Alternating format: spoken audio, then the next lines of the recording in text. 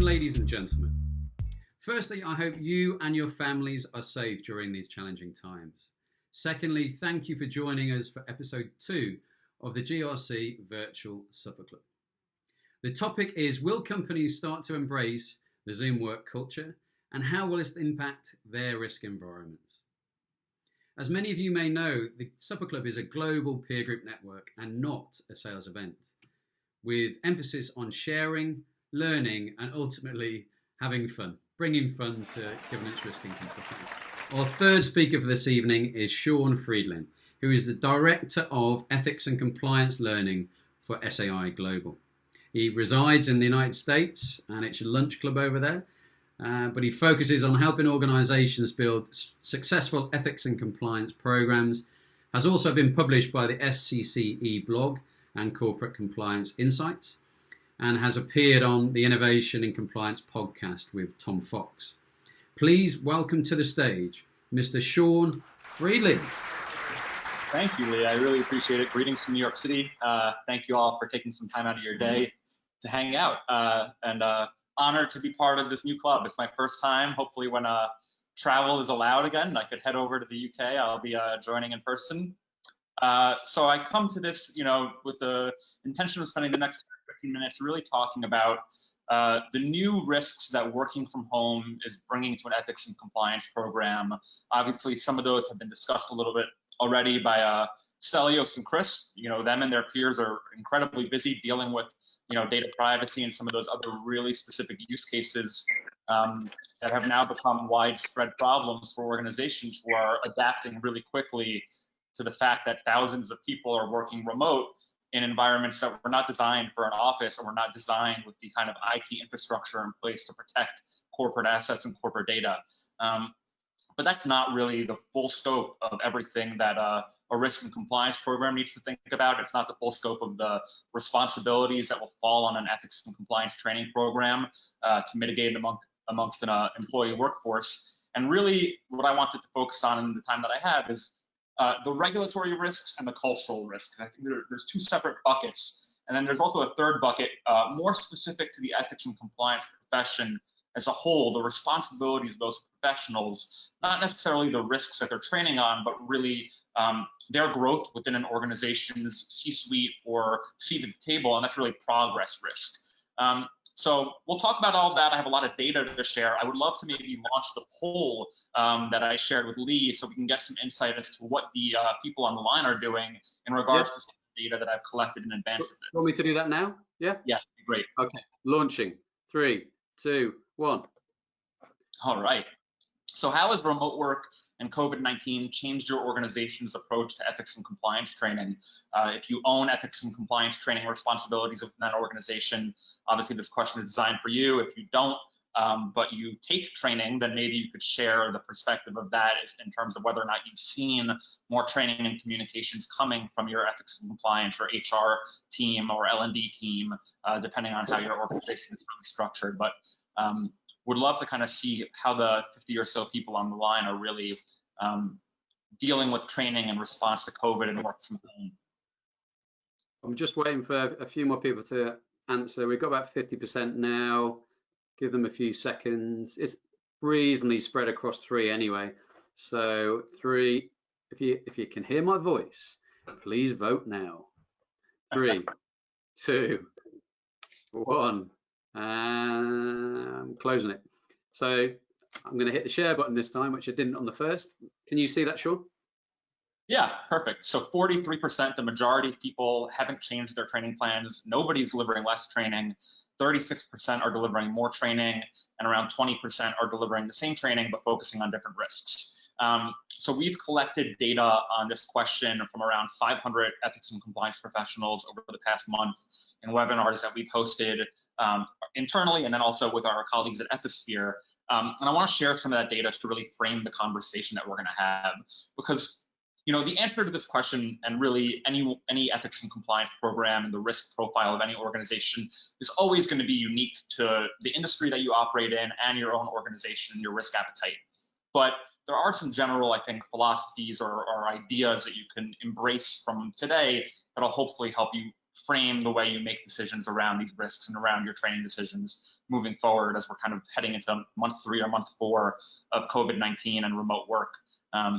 So how has COVID-19 most directly impacted your ethics and compliance program? The majority of people, almost 50% of respondents in our previous webinars, have said that they're adjusting their training plans, frequency, and risk areas, but not necessarily delivering more or less training. They're really just reframing the risks that they are training on. The number one risk that they are focused on right now is data privacy. I think that, if you listen to Stelios, there's a lot of reasons to be concerned about that.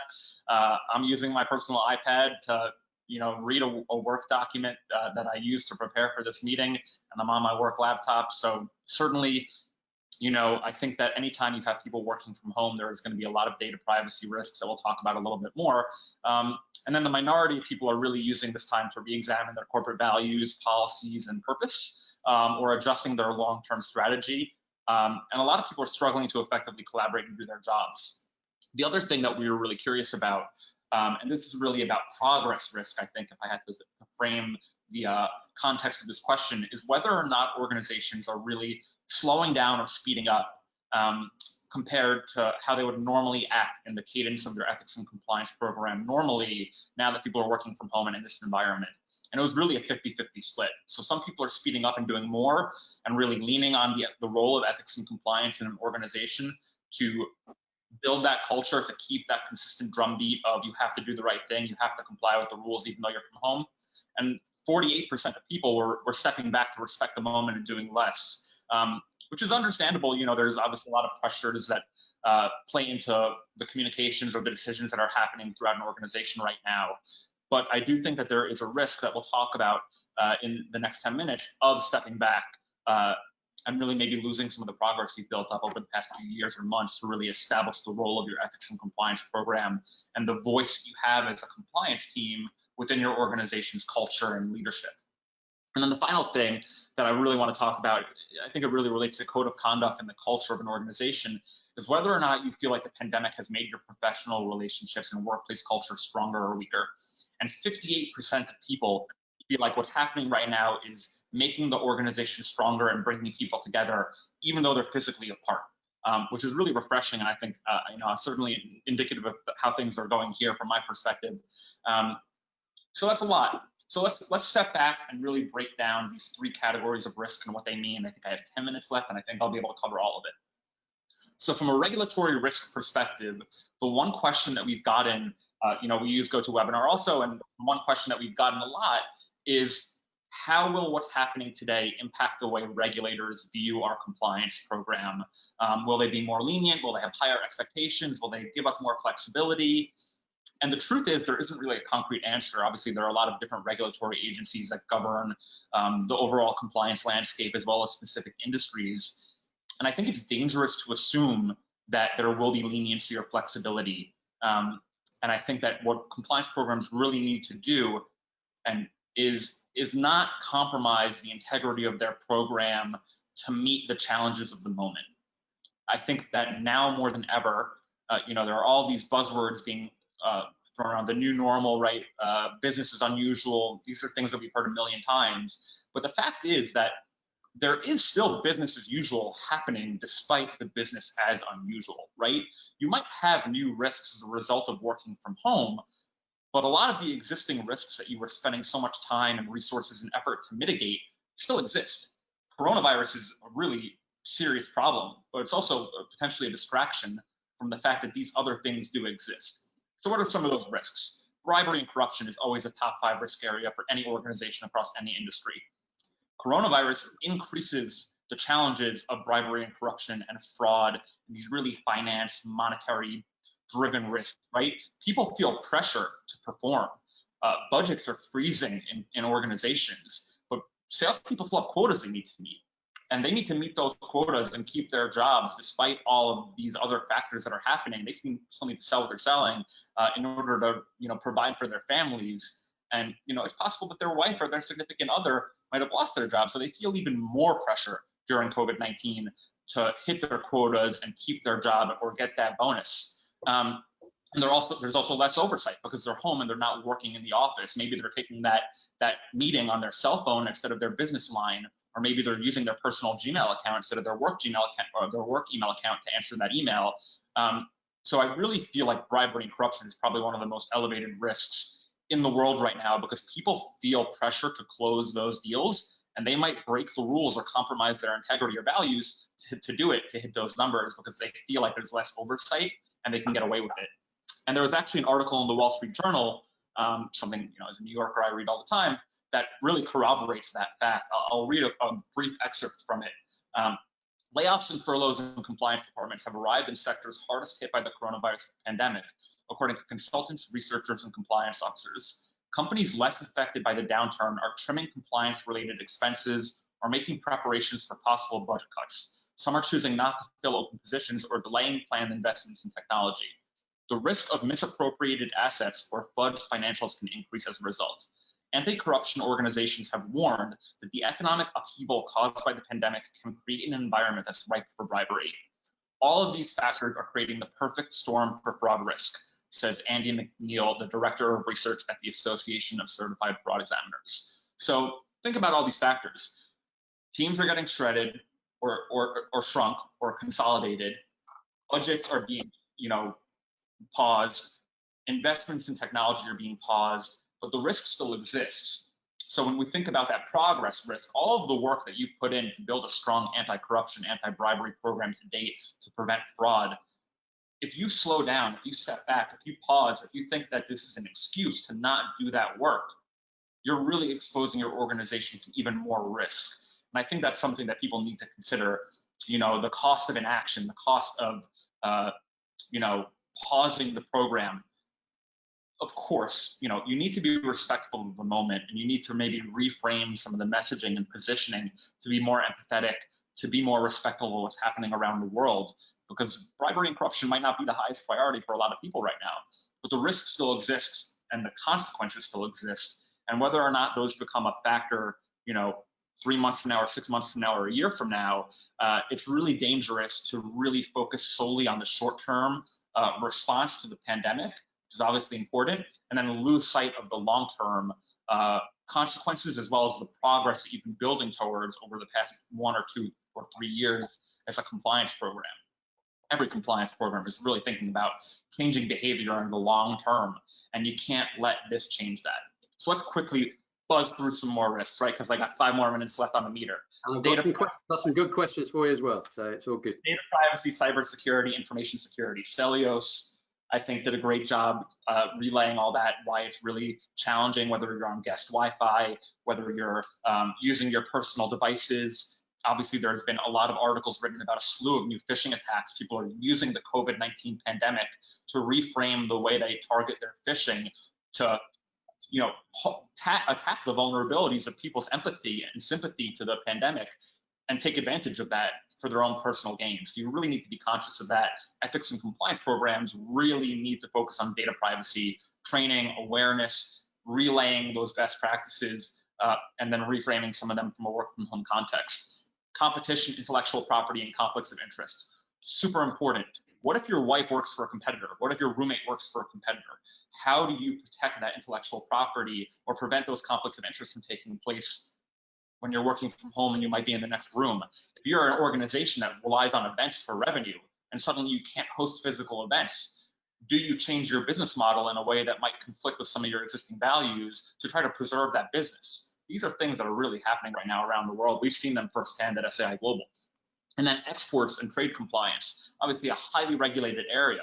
The coronavirus has, dismantled supply chains and really changed a lot of import and export behavior and global, diplomacy around that. So how do you manage your supply chains in a way that still complies with trade compliance best practices is something that a lot of, I would imagine pharma and medical device organizations are thinking about a lot. Now, on the opposite side of the spectrum, when we talk about cultural risks, the biggest thing right now that I think employees are really expecting from their senior leadership, I can imagine a lot of senior leadership, C-suite type people are in this meeting right now. So the way that employees are looking at you right now is, are you acting in a way that is aligned with the values and beliefs of the company? And are you prioritizing purpose over profits? Or are you really trying to focus on the bottom line and maybe compromising some of those values for the sake of preserving people's jobs, right? There's no right answer. There's a really tough dilemma that a lot of organizations face. But the decisions that you make today that affect your culture are going to have an impact on your culture for months or years to come, right?